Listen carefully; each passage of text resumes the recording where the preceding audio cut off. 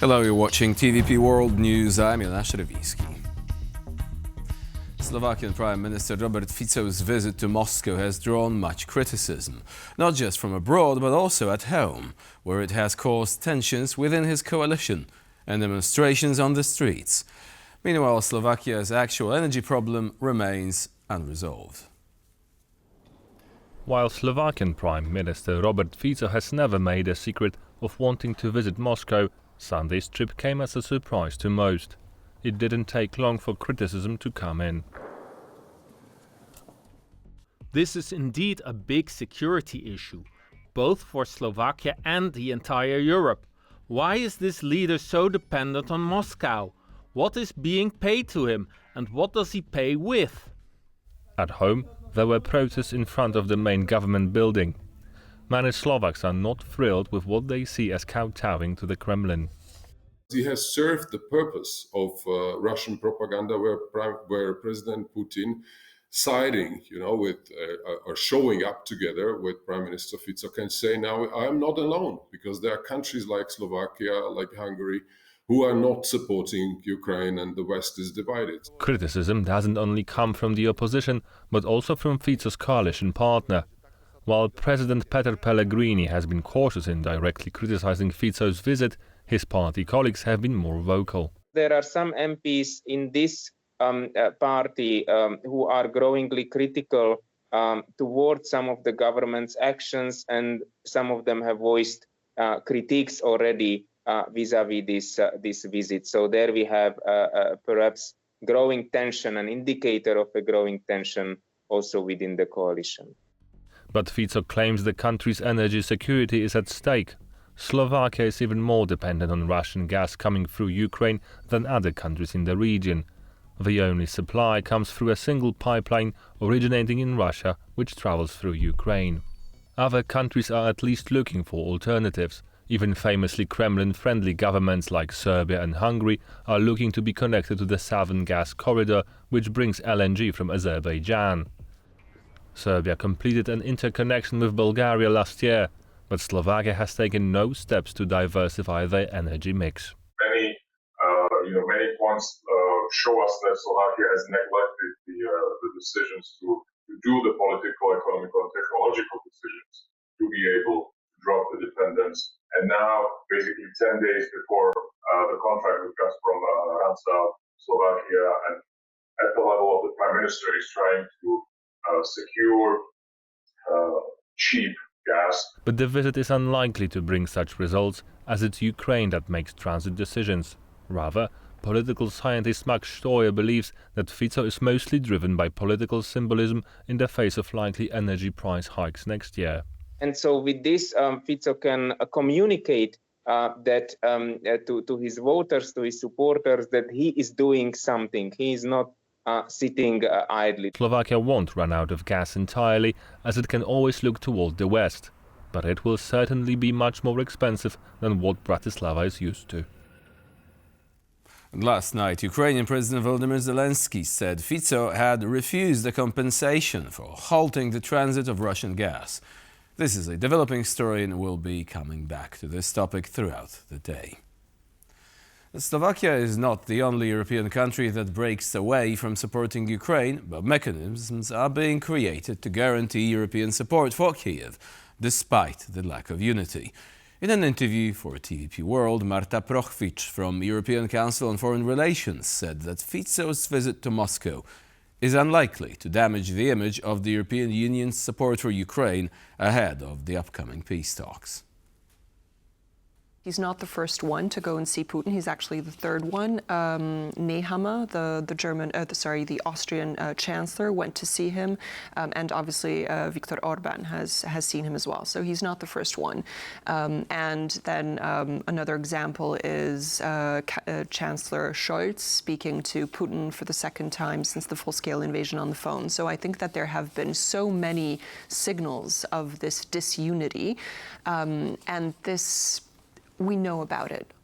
And there are mechanisms and ways that we have found in the European Union to try to sideline these rogue actors in order to forge further unity and strengthen cooperation to strengthen Ukraine's hand. So while this is happening, I wouldn't put too much thought into it, because the actions that are being taken right now behind closed doors in European Union countries and coalitions of the willing, so it's on sort of two levels. It's not only happening on the EU level, it's happening on the coalition of willing European countries level, who are strongly thinking about ways that they can, first of all, finance Ukraine if the United States decides to withdraw its financial support and weapons, and how to make sure that Ukraine has the strongest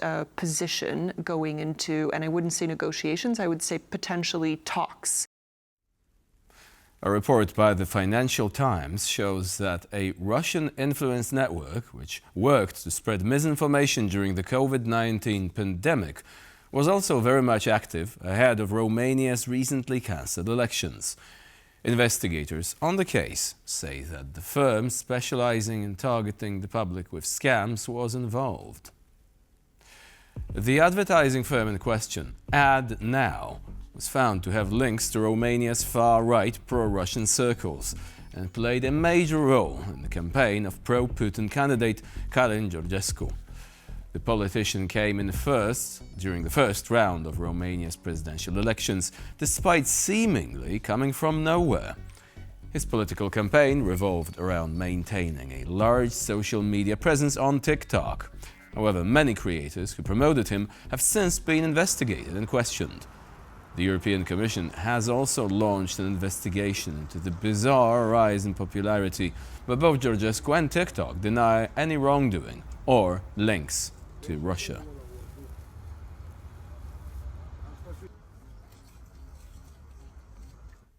According to estimates from both South Korea and Ukraine, thousands of North Korean soldiers have been killed or wounded in Ukraine while fighting for Russia. More than 1,000 North Korean troops have been killed or wounded in Russia's war in Ukraine, South Korea said Monday. Kyiv puts the total at over 3,000. Pyongyang has sent thousands of troops to bolster the Russian military, including to the Kursk border region where Ukrainian forces seized territory earlier this year. According to South Korea's chief of staff, Pyongyang is reportedly preparing for the rotation or additional deployment of soldiers to aid Russia's war effort. South Korea also said its intelligence suggests that North Korea is producing and providing self-destructible drones to Russia to further assist Moscow in its attacks on Ukraine. The Russian cargo ship Sparta 4 is transporting armaments and additional equipment to Syria. Ukrainian intelligence services have confirmed the presence of weapons on board the vessel. Sparta 4 set sail for the Mediterranean Sea after stopping off the coast of Portugal due to a fuel line engine failure. The ship's crew conducted the repairs independently, which allowed them to continue the journey. The Portuguese Air Force reported that the Russian freighter was accompanied by 3 other Russian vessels: Alexander Otrakovsky, Ivan Gren and Bavenit.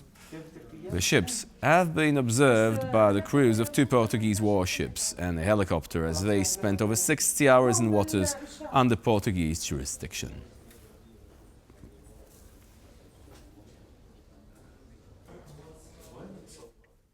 Protests are underway in Serbia over the deadly accident that took place last month. Demonstrators demand the resignation of Serbia's President Aleksandar Vučić, as well as the mayor of Novi Sad, the city where 15 people lost their lives after a roof collapsed at a local train station.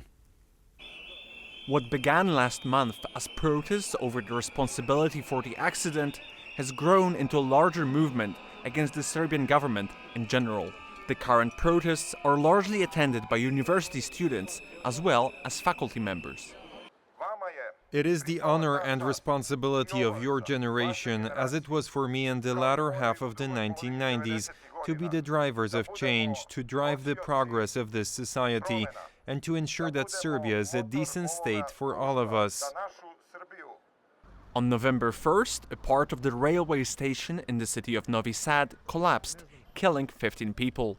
The faulty part of the construction was very old and was not replaced during the reconstruction, which ended just months before the collapse. Protesters have blamed the current administration for the accident.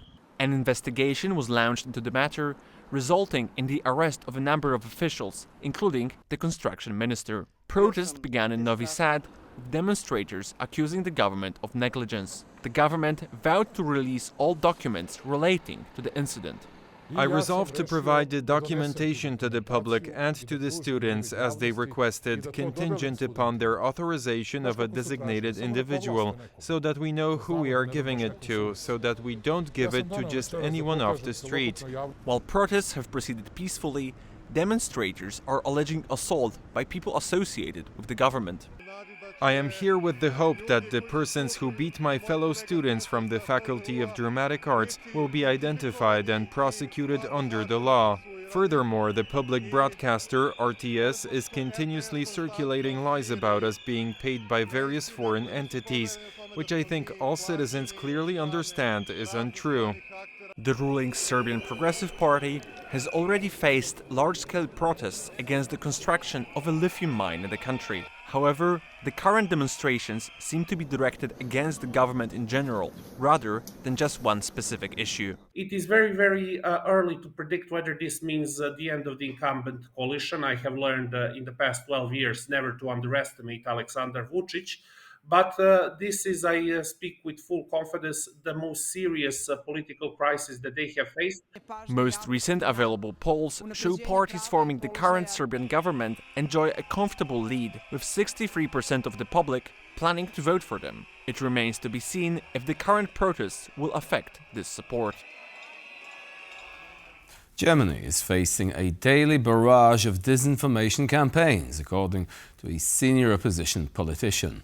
The threat comes at a time of preparations for a snap parliamentary elections scheduled for the 23rd of February.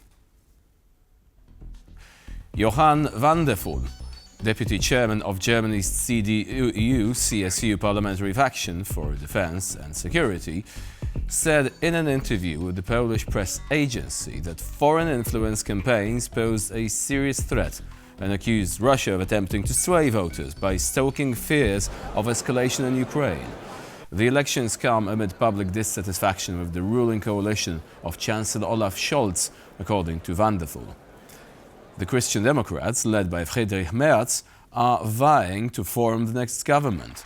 Van der Poel said their priorities would include strengthening the economy and restoring a sense of security and stability.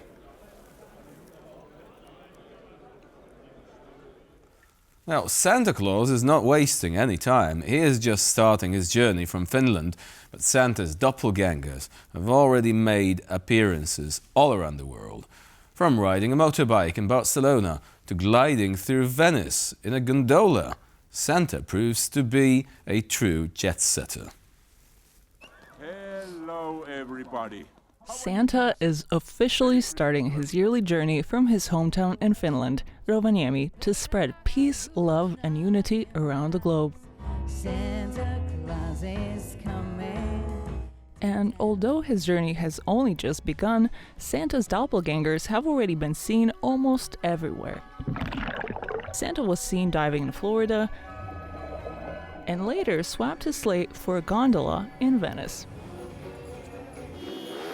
To further show that Santas have a flair for various modes of transportation, they were seen showing off motorcycling skills in Barcelona.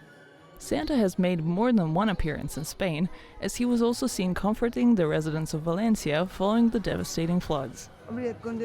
By telling you that I've cried with emotion, I think that says it all. Children should not have to go through what they have gone through. They shouldn't. And if you ask me a lot, I'm going to get excited. But seeing this like this today, with this environment, with everything they have experienced, this is truly a gift from Santa Claus. Santas were also seen running in Sibiu, Romania to get in shape and leave more room for Christmas delights. And because Santa apparently can't be cut any slack, he was later seen delivering rental Christmas trees in Cluj. Everyone honks at me in traffic. On top of that, kids are in the car windows waving, and I have to watch my brakes because I'm waving too. And in his capacity as the world leader in delivering good cheer, Santa also attended a security meeting in Finland alongside other EU leaders, such as EU High Representative for Foreign Affairs Kaja Kallas, Italian Prime Minister Giorgia Meloni, and Prime Ministers of Finland, Greece and Sweden. But what about Poland? Well, we did a poll and the message is clear. Oh, come on! What is the question? How can you not wait for Santa? It's impossible. You heard it here, Santa. Maybe ice skating in Warsaw can be next on your list. And that's all for now. Thank you for watching and please stay with us here on TVP World.